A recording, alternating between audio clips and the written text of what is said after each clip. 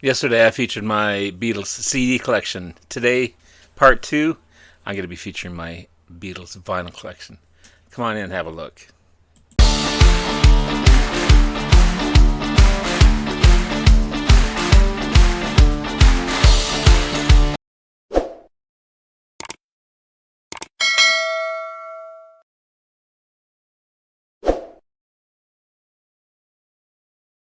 Good morning, everyone. It's Robert from My Turntable. Hoping you a great morning this morning. It is Thursday morning, as always, a coffee kind of morning. Cheers, everyone. Hope everyone's doing well. Um, as I said in my video yesterday, I featured my Beatles CD collection. Today's going to be part two, featuring my Beatles vinyl collection. Beatles, a band I haven't talked about in a long time, except for yesterday. It's been a moment since I've talked about these guys. I feel they would be an essential part of anyone's collection. So if someone came to me tomorrow and said, "What album should I start with? I want to start a record collection." I tell them any Beatles album would be fine to start a collection with. I really do. Start from the beginning, start in the end, start in the middle. You're not going to go wrong. The whole intention is to get all of them at one point, but to start somewhere. And again, you'll never go wrong with the Beatles, in my opinion. I've got all the studio albums, both in CD and vinyl. I don't have them separately, so I don't have all the albums in CD. I don't have all the albums in vinyl. But I'm going to show you what I've got in vinyl. And one US album as well. But I'd like to get the US versions, but they're so expensive, man.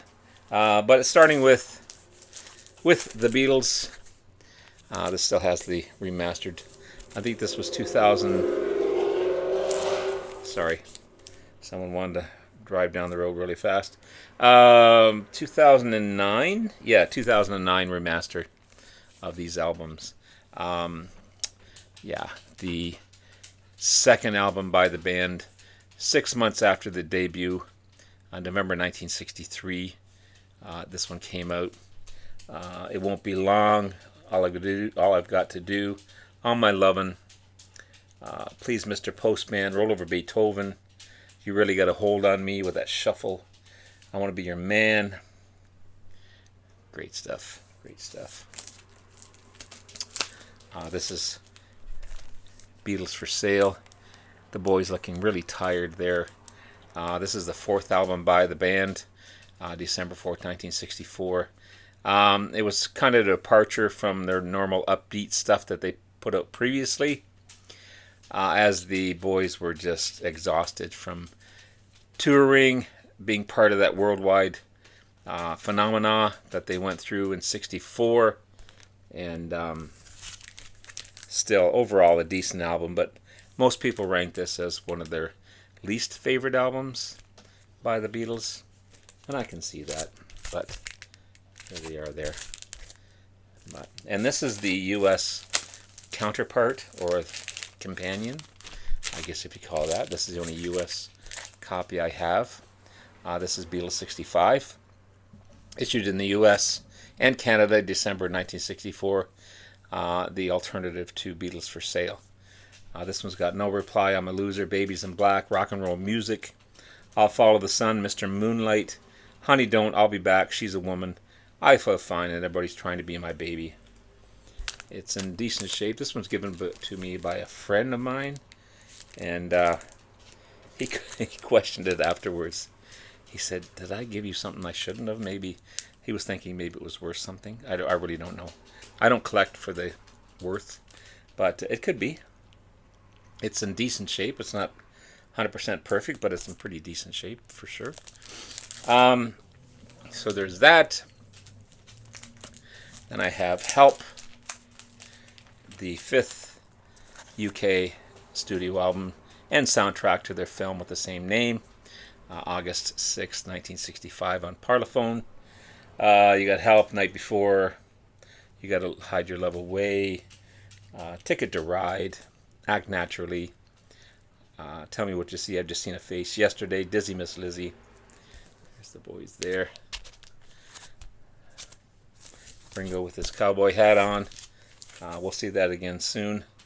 But cool album. This was $7.99. I don't know where I got it, but this is the start of something great. I think that's when they changed into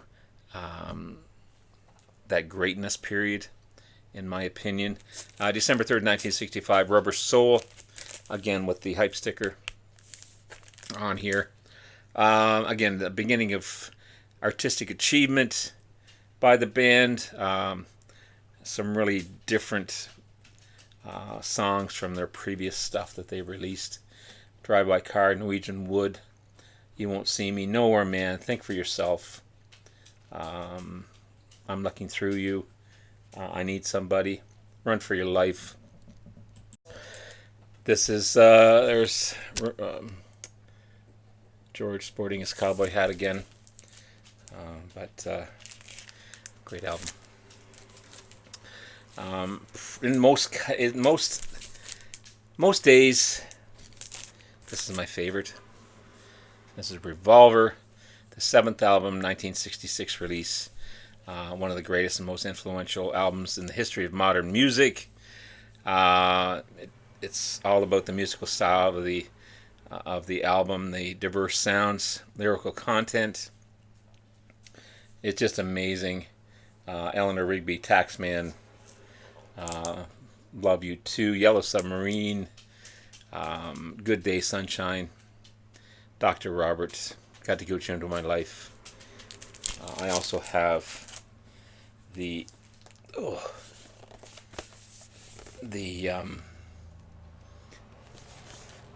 enhanced version of it. I won't go through this. I've already been through this. It's got the new stereo mix, sessions 1, sessions 2, original mono master. Yeah. So happy to have this one in my collection. Then we have Sgt. Pepper's. Okay. The 8th UK album, 1967 release, regarded by musicologists as an early concept album. Sound composition, extended form, psychedelic imagery, the record sleeve, which Frank Zappa mimicked in one of his albums. You got drugs, you got mysticism, empowerment, optimism, all the way through this album. It's fantastic. Fantastic stuff. I've got 2 copies of the White Album, or simply the Beatles. I've got one on white vinyl and one on the Apple label. Yeah. The 9th album, the only double album by the band, November 1968. You got some folk, you got some country rock, you got some British blues, you got some ska, hard rock, psychedelia. Some of the critics say it's one of the greatest albums of all time. It's right up there for me, for sure. I wouldn't say maybe it's the greatest, but it's pretty darn close. Again, I've got 2 copies of it here, as well as this one. 2 copies of this. I had 3 at one point. I don't know where the third one went. This is, what's this album called? Abbey Road. September 1969 release. The last album the group ever recorded, which is a sad thing to say. Yeah, even though Let It Be was the last album before the band broke up, this would be the last one that they got together and recorded. But it's a sad state of affair for sure. And then finally, this one really got, or not finally, I shouldn't say that, their final album, as far as a studio album, from this huge 2021 beautiful Let It Be box set. I treasure this one for sure. And watching that documentary really really impressed me, and it gave me more respect for this album. Um, and this is so good. You get so much on here, and again, I've gone through this many a times, but so happy to have this one in my collection.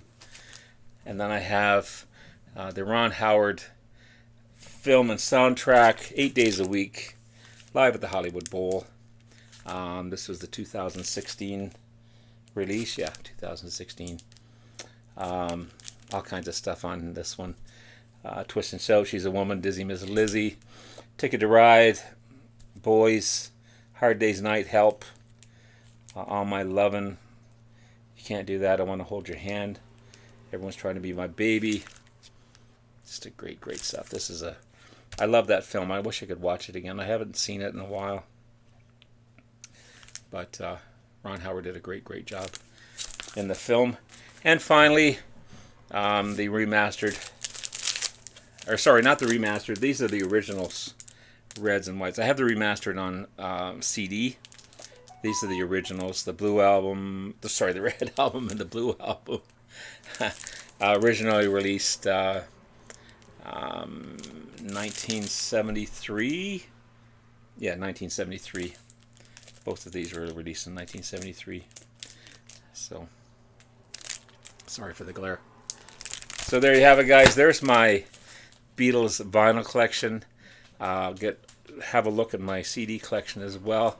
It's fun to go back and review these guys and revisit them. I haven't been there for a while. So anyway, guys, have yourself a great day. Love you all. We'll talk to you again soon. Bye now.